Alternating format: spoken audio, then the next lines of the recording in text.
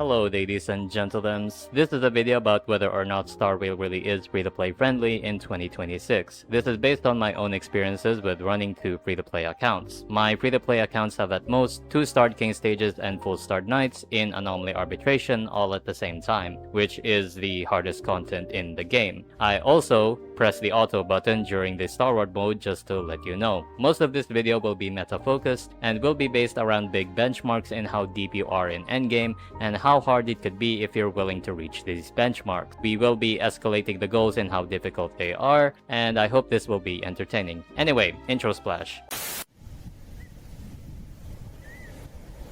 Just to give a bit of disclaimer before we start, not every person will fit into any of these categories and some are definitely in between. This is not to demean players who have less commitment to endgame. This is simply an opinionated piece about how free-to-play friendly HSR is, depending on what your eventual goal is with the game's meta and what you need to do to reach it based on my experience with running my own account. There's definitely going to be bias in terms of how much skill I have compared to what you have. It might be higher or lower, so do keep that in mind. Let's get to the most basic, the casual. And I don't mean casual that tries endgame. I mean casual as in doesn't even do all their dailies and may sometimes miss out on events. AKA endgame is never a factor and is mostly just pulling favorites with no consideration on strength. Just like every other free-to-play account, casual free-to-plays get around 90 pulls every patch on average, with more or less depending on how lazy you are and how much content there is. This is enough to secure at least one 5-star, 50-50 loss or not. In this case, is HSR a good free-to-play experience as a casual? Yes. In fact, I would say the best way to experience HSR is to treat it as a casual game. In about the past year or so, HSR has been missing quite a bit of events, and due to the skip button is far from a high-maintenance game. You can play HSR by simply doing 5 minutes of dailies every day, have like a spare 12 hours in your week to spare for everything else, and honestly you aren't missing much at all. For a casual who has a job and can't spare their time, this game is extremely easy to maintain. It says a lot that I can still keep up with 3 accounts because maintaining an HSR account is way too easy. Of course, this is only covering the character collection part of HSR. Due to the major content in HSR being quite few in number, if one of those few events don't really capture you or satisfy you, unfortunately you have to wait one more patch to get another taste of something you might like, and you might just get bored of it. I see it being more of a common sentiment that HSR really doesn't have that much going on once reaching a certain point, and reaching that certain point is so easy that it gets boring. So unfortunately, even if you are simply a character collector, living off 1 5-star worth of pulls every patch, this game is definitely not for everybody. It is objectively really easy to get 5 stars in HSR, and it is very free-to-play friendly. Most reviews about a unit being expensive are more so how much they need other 5 stars or copies to be good in combat. But if you don't care about combat at all, then all you will know is that getting your favorite 5-star E0S0 with very minimal self-control is really easy. Not even counting the free 5 stars that they give, who might end up being your favorite character already. In terms of character balance, even tied to the hip synergies like Elation can still function at a casual level with available 4 stars despite not having one actual Elation 4-star. HSR difficulty has a lot of different tiers, and story content is very far behind in terms of HP and mechanics that you can definitely get away with it. So for casuals, how free to play is HSR overall? It's easy to get favorites with minimal self-control, the combat allows a lot of teams for bare minimum story content, and there's very few time-consuming content which makes it easy to maintain. The only negative part for casuals is whether or not the amount and quality of content in HSR is satisfactory. But criticisms of lack of events and content aside, HSR is very free-to-play friendly at a casual level just to play the game. But let's say, screw it, you want all the jades that you can get, but you still prioritize favorites above all, that if you can't get every endgame cycle to full star, you're completely fine just taking MOC 10 and missing one pull. You don't ever see yourself pulling a character strictly for meta, and you need a baseline appreciation for the character before committing to pull them. In that case, it depends on what type of characters you are using. MOC 10, even if it is a pretty big step down from MOC 12, does have an okay amount of HP, and understanding game mechanics is definitely definitely required. Therefore, if you are something like an Acheron main who is quite old, you won't exactly need Mortenox Blade, but you do need good builds and decent game knowledge to compensate for it. Of course, if you are using a newer unit like let's say Himiko Nova, the amount of game knowledge you need becomes a lot less and you can get away with worse relic. In fact, game knowledge probably won't even matter at all if your unit is good enough. Just listen to other people on builds, farm those builds, and then press the auto button, and for nearly every modern unit since 3.x, that is enough to get to MOC 10 and even MOC 12 in some occasions.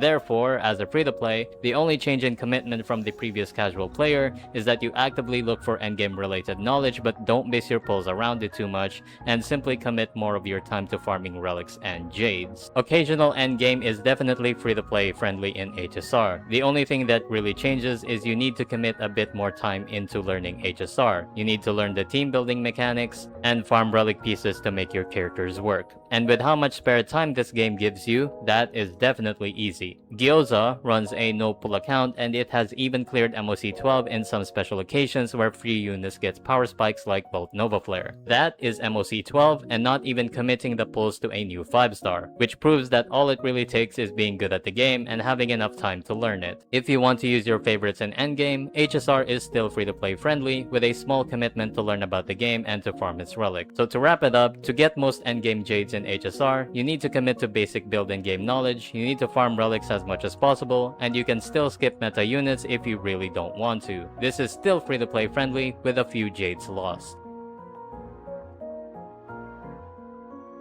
Let's go a step further. As a free-to-play, you want all the free endgame jade. All the endgames that could give jades aren't safe from you, and you obviously always want to do it. You want to be consistent. Here's where your budget is gonna start tightening up. Because of Starward mode, you now need a bare minimum of 3 functional teams with a more brutal scoring system. This is a huge power spike since some Starward MOC sides have HP that matches night stages in anomaly arbitration, and the bare minimum damage needed means being stringent on pulls. You definitely aren't getting away with really old teams and low budget teams and simply relying on game knowledge. Whereas previously you don't need Mortenox Blade, if you want to clear Starward mode consistently, you will need him for Acheron even if you don't really like him as a character. No Eidolons are needed to do Starward mode consistently, mind you, but just completing the team is a bare minimum. That doesn't make you any less of an Acheron main or whatever BS that is. You can want all the jades and at the same time want your favorite to do it. The difference is that you want everything possible to make Acheron stronger for this to happen, which means you will bend your pull plans just for your favorite to work in the meta, which, I'm not judging you, that is very reasonable. You also have to consider the age of the team that you're trying to use. Some teams are just so old that you really can't get away without limited Eidolons like 4-star DPSs. But even so, if you are crazy enough to do it, the game does give you enough pulls for even that to happen. You need to be really sweaty though. Again, being a sweat alleviates the need for pulling, but only up to a certain extent, especially with how fast-paced HSR endgame is and how much this shield can really hurt some teams. If you want all the endgame jades, the amount of jades HSR gives is more than enough to make consistent Starward mode a reality, but you do have to plan your pulls simply for strength and actually know how to play them to get there. So to wrap it up, as a free-to-play, what do you need to get all the endgame jades? Well, you will bend your pull plans to get your account stronger. Some units are a must pull for you just for the sake of strength in your account. You may need to abandon weak teams and go for a new one if things just get really bad, and of course you need time to develop 3 teams in general. It is still free-to-play friendly, but I can see why people would think this is free-to-play unfriendly because your pull plans do lose a lot of flexibility. What if you're a free-to-play that wants to at least get to King stage of Anomaly Arbitration for all the unique resources that HSR has that is given for free? In this case, the bare minimum is 3-star Knights and 1-star King. To unlock Anomaly Arbitration in the first place, you need to have a 3-star on all the last floors of regular endgame mode at least once, which is already a given if you aim for Starward mode and all the jades endgame has to offer. This is surprisingly not that more unfriendly as a free-to-play. Like I said, some Starward stages have Knight level HP, easy, and getting a natural 1-star on all knights and king stages is very simple. Even units like Mighty without eidolons on anyone can do it in the correct matchup. But of course, matchup dependency can outright kill some teams. Shield in knight stages is very strong and lack of eidolons will be painful. Characters before 3.x mostly have terrible eidolons where that might not even matter, and even getting a 1-star is a matter of luck. This is the point where some favorites are simply too cooked. If you like 4 stars or standard DPS, don't have a lot of hope that even 1-starring is possible without breaking the bank for them or being really stingy with pull plans to the point of intensive mental care needed. Well, unless you're well, then you can get away with it. Of course, you can cover it up with a lot of gameplay skill, but at this stage it requires a lot of resets depending on the unit and understanding of very niche interactions that the boss may have on top of the RNG to make that happen. Again, you can very easily still do this as a free-to-play, as most of it is just a knowledge check and a different mindset, but you do need to be harder on your roster with individual characters, and unfortunately you will hit a wall at some point. It depends on your definition of easy, I guess. If you don't care about favorites and just look for meta in pulls, this is very easy. But it's really difficult if you can't divorce your favorites, especially if your favorite is a very old character, since anomaly arbitration just walls them even at 1-star because of the shield debuffs in HP. So as a free-to-play, what do you need to get the reroll dice? First of all, you must understand most, if not pretty much all, the basic game mechanics, sometimes niche ones too, that only happen on specific bosses. Next, you need strict pull plans but not fully a meta slave. Generally, units that had a specific upgrade in the past like Acheron isn't exactly meta, but she can still work for this purpose. But nonetheless, old favorites will hold you back. You may need to divorce some characters that are simply too old and are not receiving an update anytime soon. And lastly, you just need more time to develop a strong catalog of general LCs and relics, like Windset and some DDD copies. It's still free-to-play friendly, but some characters will be abandoned in the pursuit of getting the reroll dice. Now let's move on to 9-star Knights or 3-star King, so full star on either one. This is where I am at with my own free-to-play accounts. I will be using OR instead of AND because the rewards end up being around the same range if you do either one or even both of them. How much do you need as a free-to-play to get 9-star Knights or a 3-star King consistently? I made this entire video just because of something I observed, since I have 2 free-to-play accounts that are at this level and one is clearly struggling over the other, and comparing them to the other free-to-play accounts that I pilot, I have discovered something that might be useful. In my European account, I've consistently 9-starred with only one blemish being the pom-pom knight stage. I hate that stage. In my American account, it's gotten to a point where I simply gave up on 9-starring. What's the difference? On my European account, my teams are Everknight main DPS, Firefly Break, and Archer. These are by no stretch of the imagination considered main push teams and top of the meta. Due to being free to play, the Archer team has around 4 extra cost, the Everknight team is 7 cost, and the Firefly team is shockingly 5 cost with no Firefly Eidolons and 2 free Ron Maze. For consistent clears, Everknight needs that cost to brute force anything. These 3 teams are no surprise able to do night stages really consistently without much worry. On the other side, with my American account, my best team is Archer at 5 extra cost, Anaxa at 7 extra cost, and Bootil Break at 6 cost. Despite all their counterparts having less cost in my EU account, this account is struggling to 9-star. I won't pretend this is because I play 100% optimally or my builds are like top 1%, but this is a consequence of not fully following the top of the meta in efficient cost and who they are pushing. Everknight is simply a stronger unit than Anaxa, especially as they age to need more mid-range cost. And Firefly is stronger than Bootil, especially now that Break is starting to age and Eidolons are becoming more of a standard. Gaps in cost at this range are really noticeable, especially if you're free to play where you're capped on how much cost your account can reasonably have. Meanwhile, my paid account that has an Ash Blade is decimating the field at an easy 5 cost. I'm not the best player, but I know that I'm far from the worst, and in my opinion, consistently full starring Knights or King as a free to play is very achievable, but it's a matter of following flagship teams and actual top teams. Don't expect just because a unit is tier 0 that they will automatically work in the hardest content in the game. The actual hardest. You may get lucky sometimes, but do not expect it. So as a free to play, what do you need to get 3-star King or 9-star Knights consistently? First of all, most most of your clears need deeper and more niche mechanical knowledge, especially in king stages. You can't get away with misplays or avoidable RNG, and abusing how bosses work is very crucial to getting full star on king stages. You're not afraid to get dirty with eidolons and teammates you don't like. Building your account to safely do this is not very lenient, and not many teams work at all. You need strict comparison of damage differences with top tier teams. Finding out how far behind you are with your own teams from top tier teams will allow you to gauge if your team needs updates and pulls. And lastly, you likely need a veteran account to develop more cost. You simply need more time to get the jades to pull for it, I guess. It is achievable still as a free-to-play, but you need constant meta-analysis, and your pull plans allow very few mistakes to happen.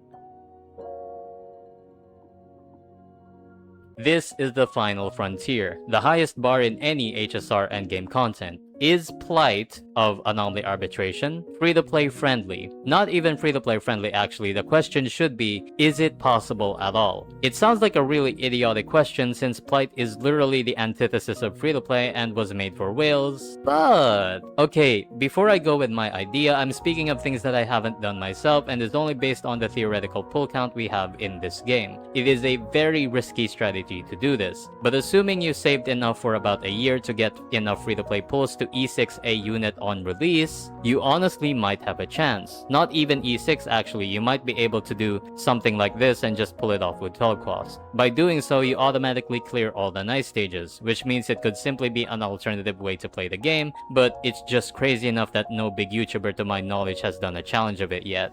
Now, this might have been part of the video where I revived my 6-7 account and then I announced that I do this challenge myself, but I do not have enough brain injuries for that. Instead, I will close this segment off by stating how it might be possible to clear plight as a free-to-play, and urge anyone that wants a free lobotomy to try it themselves so they can at least get their lobotomy paid back through YouTube money ad. So first, you need to keep saving and saving for maybe about a year. You rush a team that has great high cost scaling from the jump like Mono-Rem, and then you pull enough team upgrades to keep the plight clears going. I guess you don't need to pull anything else since this clears night stages and you can split them around in starboard mode since units are strong enough for that. But yeah, again, I have never done this, but it sounds like a really funny challenge idea. Maybe I'll do it myself. Don't steal.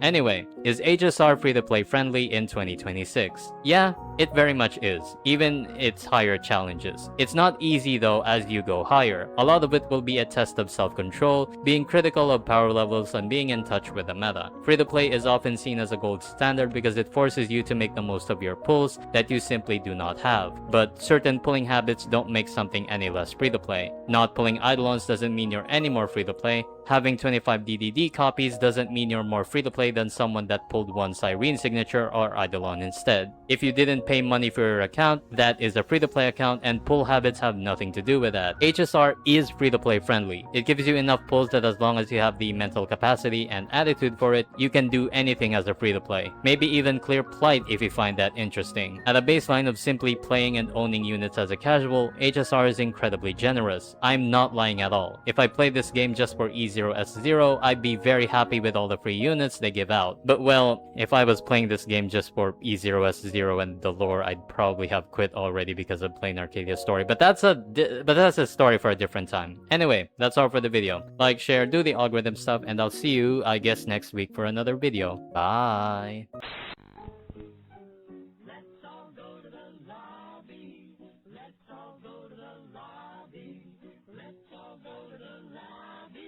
To get ourselves a treat.